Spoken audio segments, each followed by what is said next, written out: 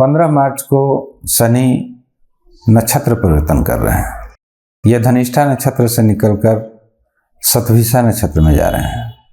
शतभिषा नक्षत्र राहु का नक्षत्र हो जाता है, बहुत ही एक पावरफुल नक्षत्र होता है। और चूंकि राहु शनि के मित्र कहे जाते हैं, इसलिए यह नक्षत्र शनि के लिए एक कंफर्ट जोन बन जाता है। इससे पहले ये मंगल के नक्षत्र में थे। मंगल इनके मित्र नहीं होते हैं, इसलिए मंगल का जो नक्षत्र था इनके लिए कंफर्ट जोन नहीं था। ये लगभग वहाँ 1 साल तक रहने वाले हैं। 15 मार्च से लेकर 5 अप्रैल 2024 तक ये शनि शतभिषा नक्षत्र में ही रहेंगे। बीच में 1 महीने के लिए अक्टूबर नवंबर में ये फिर बैक होंगे, लेकिन फिर उसी स्थान पर ये चले जाएंगे। तो अब शतभिषा नक्षत्र में शनि का क्या फल होगा? तो कुछ न कुछ अच्छा ही फल होगा, क्योंकि शतभिषा नक्षत्र एक बहुत ही पावरफुल नक्षत्र माना जाता है। ये 100 डॉक्टरों का एक समूह माना जाता है और शनि के लिए ये कंफर्ट जोन भी हो जाता है। तो जो लोग अभी तक सोच रहे थे या पूछ रहे थे कि शनि अपनी मूल त्रिकोण राशि में आ चुके हैं 17 जनवरी से ही, लेकिन अभी तक उन्होंने कोई अच्छा फल नहीं दिखाया है, तो इसके पीछे कहीं न कहीं नक्षत्र परिवर्तन भी कारण था। क्योंकि कोई भी फल राशि परिवर्तन करने मात्र से ही नहीं आ जाता है, जब तक कि वे नक्षत्र को परिवर्तन नहीं करते हैं। तो जनवरी से पहले भी ये धनिष्ठा नक्षत्र में ही थे और आज भी ये धनिष्ठा नक्षत्र में ही है। तो फल में कोई अभी तक अंतर नहीं था, लेकिन ये 15 मार्च के बाद जब ये शतभिषा नक्षत्र में प्रवेश करेंगे तो निश्चित ही आपको फलों में अंतर देखने को मिलेगा। और ये मूल त्रिकोण राशि में बैठे हुए हैं तो फल अच्छा ही करेंगे। अब हमें राहु के ऊपर भी विचार करके देखना पड़ेगा, क्योंकि ये राहु के नक्षत्र में जा रहे हैं और राहु आपके बैठे हुए हैं मेष राशि में। मेष राशि मंगल की राशि हो जाती है, तो कहीं ना कहीं राहु भी एनर्जेटिक बने हुए हैं, मंगल की शक्ति उनको प्राप्त हो रही है। तो अब शनि जो भी फल करेंगे राहु के कारक तत्वों को भी लेकर चलेंगे।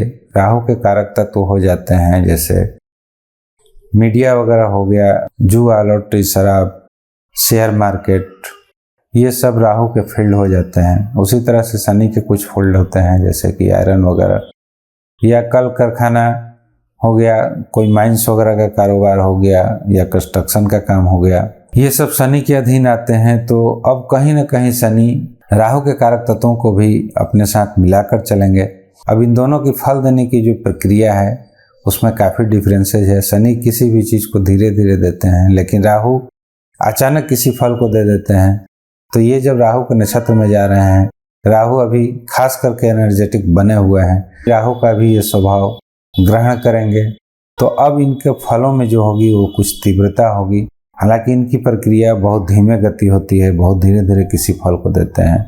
अब हम जो भी शनि से फल की आशा करेंगे, कहीं ना कहीं राहु को भी हमें लेकर चलना पड़ेगा, राहु को भी साथ जोड़कर देखना पड़ेगा। तो आइए अब हम देखते हैं बारी बारी से सभी अलग अलग राशि वालों पर क्या प्रभाव पड़ता है।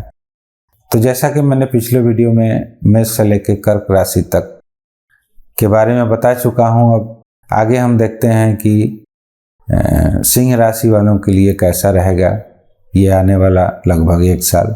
तो सिंह राशि में शनि आपके 6म और 7म भाव के स्वामी हो जाते हैं और राहु फिलहाल आपके 9वें भाव में बैठे हुए हैं। 9वां भाव पिता का होता है, धर्म का होता है, भाग्य का भी होता है। और जो 7म भाव में शनि बैठे हुए हैं, 7म भाव आपका वैवाहिक जीवन का होता है, शादी विवाह के बारे में भी हम लोग देखते हैं। और सबसे बड़ा चीज़ अगर कोई होता है तो वह होता है व्यवसाय का भी भाव होता है।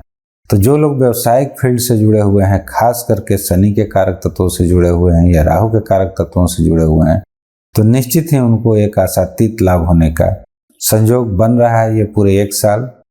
या कोई नया व्यवसाय खड़ा करना चाहते हैं, खास करके अगर शनि और राहु के कारक तत्वों से जुड़ा हुआ व्यवसाय है तो वह व्यवसाय आपकी निश्चित तरक्की करेगी।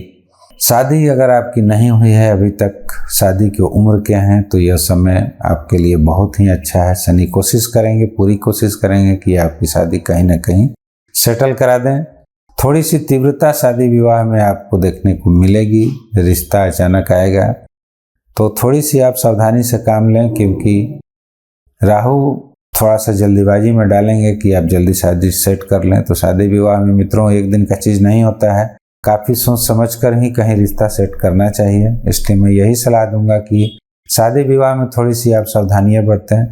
व्यवसाय वगैरह के फील्ड में सावधानियों की कोई ज़रूरत नहीं है। यदि राहु से रिलेटेड कारक तत्व हैं या शनि से रिलेटेड कारक तत्व हैं तो इसमें आप आंख बंद करके काम कर सकते हैं। पार्टनरशिप वगैरह अगर आप किसी से किए हुए हैं तो उसमें भी आपको काफ़ी सहयोग मिलेगा पार्टनर से, या नया कोई पार्टनरशिप करना चाहते हैं तो आप आंख बंद करके कर सकते हैं।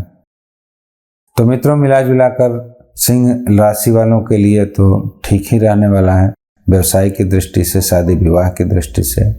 अब आइए हम आगे देखते हैं कन्या राशि की तरफ। कन्या राशि वालों के लिए कैसा रहने वाला है ये पूरा एक साल। तो कन्या राशि में शनि स्वामी हो जाते हैं आपके पंचम भाव और षष्ठम भाव।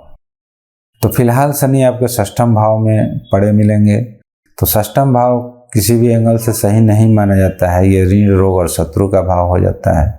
राहु आपके चले जा रहे हैं अष्टम भाव में, अष्टम भाव को भी सही नहीं माना जाता है, वह भी दुखों का भाव कहलाता है, चोट चपेट एक्सीडेंट का भी भाव उसे कह सकते हैं। तो मित्रों थोड़ी सी आपको गाड़ी वगैरह सावधानी से चलानी है, कर्जे वगैरह से बचना है। आपको हो सकता है कि अनवांटेड आपके ऊपर कहीं से लोन आ जाए, या लोन पहले से अगर ले चुके हैं तो उसमें थोड़ी बहुत परेशानी आपको देखने को मिले। हो सकता है कि लोग प्रेशर बनाएं कि आप उस ऋण को किसी भी तरह से चुकता कीजिए। तो यह समय आपके लिए कोई खास अच्छा हमें नहीं दिख रहा है, जहाँ तक मैं सोच रहा हूँ। तो ये आपका सावधानियों भरा साल है मित्रों। तो यदि आप पूजा पाठ पर ज़्यादा ध्यान दें, शनि या राहु का उपाय करते रहें, तो आप इस स्थिति को थोड़ा सा संभाल सकते हैं। और सबसे बढ़िया यदि कोई उपाय है तो वो है आपके शिव जी की पूजा। आप प्रतिदिन कम से कम ओम नमः शिवाय का एक माला जप करते रहें, तो इस समय का जो बुरा प्रभाव है वो आपके ऊपर हावी नहीं होगा। शनि हालांकि स्वराशि के बैठे हुए हैं, उतना बुरा तो नहीं करेंगे, लेकिन फिर भी आपको सावधानियों की ज़रूरत है। तो कन्या राशि वालों मैं आपको यही सलाह दूंगा कि आप थोड़ा सा पूजा पाठ पर ज़्यादा ध्यान दें, ईश्वर की भक्ति में लीन रहें, तो यह समय आपका बिल्कुल सही ढंग से कट जाएगा। तो अब आइए हम देखते हैं तुला राशि की तरफ। तुला राशि में शनि स्वामी हो जाते हैं चौथे और पांचवें भाव के। चौथा भाव भी बहुत अच्छा भाव बोला जाता है और पांचवा भाव भी बहुत अच्छा भाव बोला जाता है। पांचवा भाव लक्ष्मी स्थान भी बोला जाता है। और राहु फिलहाल आपके बैठे हुए हैं सप्तम भाव में। सप्तम भाव विवाह का होता है, व्यापार का होता है। तो मित्रों मैं तुला राशि वालों के बारे में कहना चाहूँगा कि यह समय आपके लिए बहुत ही बेहतर होने वाला है। चतुर्थ भाव का भी आपको सुख मिलेगा, आपको पंचम भाव का भी सुख मिलेगा और सप्तम भाव का भी सुख मिलेगा। खास करके वे लोग जो विद्यार्थी हैं, शिक्षा के क्षेत्र में हैं या कोई कॉम्पिटिटिव एग्जाम वगैरह की तैयारी कर रहे हैं, अभी तक वो परीक्षाओं में सफल नहीं हो पाए हैं, तो यह पूरा एक साल आपके लिए गोल्डन पीरियड है। आप थोड़ा सा मेहनत कीजिए और निश्चित ही आपको कोई ना कोई सफलता मिलेगी ही मिलेगी। यदि आप बहुत दिनों से प्रॉपर्टी वगैरह खड़ा करने के लिए सोच रहे थे, मकान वगैरह बनाना चाहते थे, आपका काम वो पूरा नहीं हो पा रहा था, तो वह समय आ गया है कि आप उसे पूरा कर सकते हैं। प्रॉपर्टी वगैरह क्रिएट कर सकते हैं, वाहन वगैरह की खरीदारी कर सकते हैं।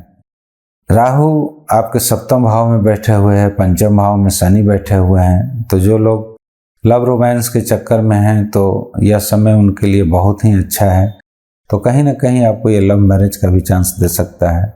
वैसे मैं तो यही कहूँगा कि अरेंज मैरिज ही बहुत ज़्यादा बढ़िया होता है, लेकिन यदि आप लव के चक्कर में हैं, अभी तक आपकी शादी नहीं हो पा रही थी, किसी कारण से घर वाले या परिवार वाले आपको रुकावट बने हुए थे, तो अब वह यह समय आ गया है कि आपके परिवार वाले भी पूरा साथ देंगे और इसमें आपको किसी भी तरह का इंटरफेयर नहीं करेंगे।